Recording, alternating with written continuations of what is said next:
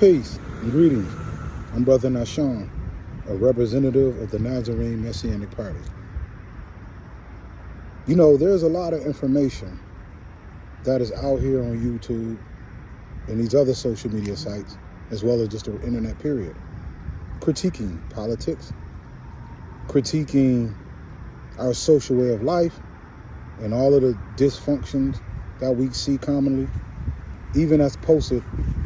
Also, too, we also see that there's also a critique of our economic monetary system. And you know, people's critique, especially when they bring out the negatives, are valid because these things are actually so. There's many videos, you know, I'm not gonna really name none, but there's many that's out there. Some are good, some more opinionated. But there's one key factor that's missing.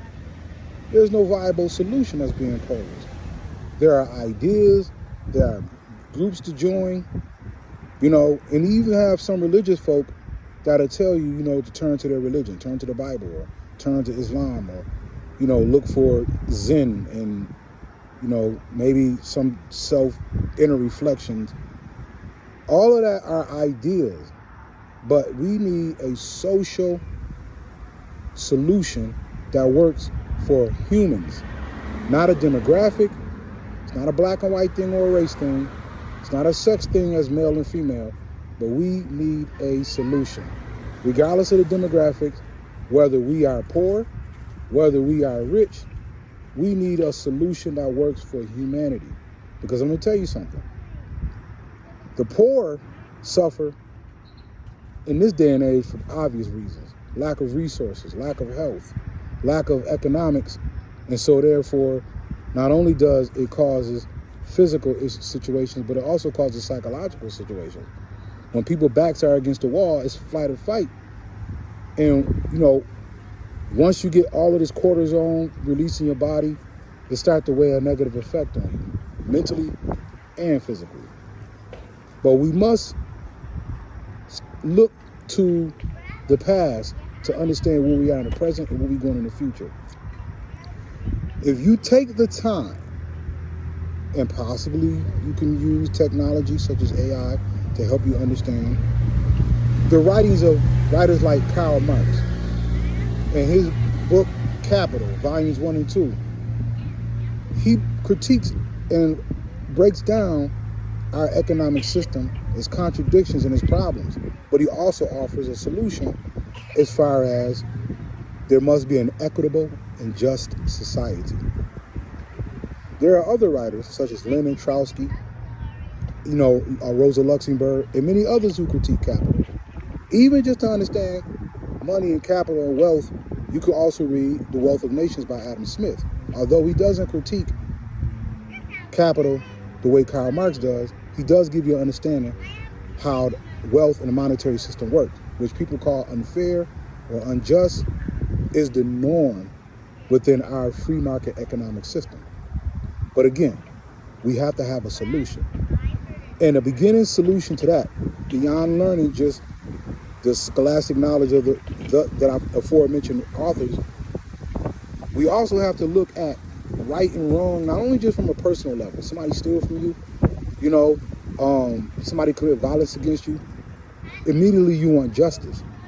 But it's not looked at the same way when we are looking at our policies. I won't go off and say the government because that become a euphemism these days. But I will say there are people sitting in government that have an agenda. It is not a hidden conspiracy that's only revealed behind closed doors. It's in front of our face. And the conspiracy doesn't mean that's something that's true. It just means a hidden plot. And this plot that's hidden for most people, but is in your face, which makes it a mystery, is that this free market system, which fattens the pocket of the profiteers and the wealth makers, and steadily feeds off the back of the poor laboring class. Workers are exploited. No matter how much you make, you are exploited. Your labor is the value of the very dollars that we need and that we are charged to earn a living. Now, birds don't earn a living. They live free. An ant doesn't earn a living. It lives free. But as human beings who can kill ants and control birds, we must earn a living. Now that cannot just be accepted as a norm, but it have to be accepted as something that is not right.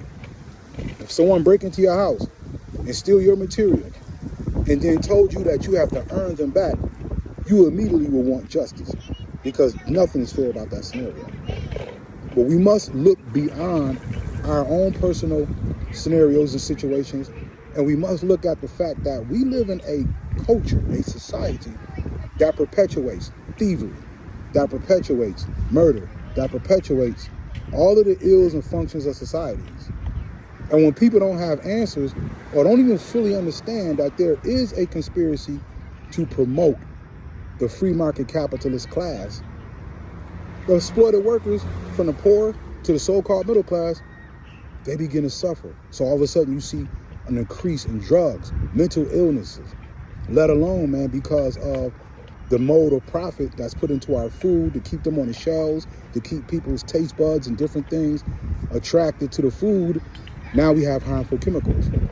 And now the medical industry is making money hand over the fist, along with the insurance companies and the pharmaceuticals, our hearts, our lungs, our liver, our kidneys, and so on and so forth, our eyes. They're all profitable. It's like thieves who steal a car, and instead of stealing the car, they take it to a chop shop, break it down, and begin to make more money selling the auto parts. So while our bodies are being financed by the medical, insurance, and the pharmaceutical corporations, we could wallow, we could complain, but again, what is our solution?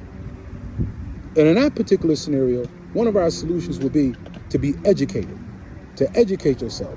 There's a lot of information that is out here that is on the internet, but we scroll for the wrong things. We don't take notes. We don't discipline ourselves to read. So therefore, we suffer. Once we begin to have a mindset to begin to research and find out how our world works, then we possibly can come to an agreement on what is solvable in this situation. Because again, if you find out that you are being robbed and you want to do something, you'll be motivated to do it. If you want your life and your goods returned unto you.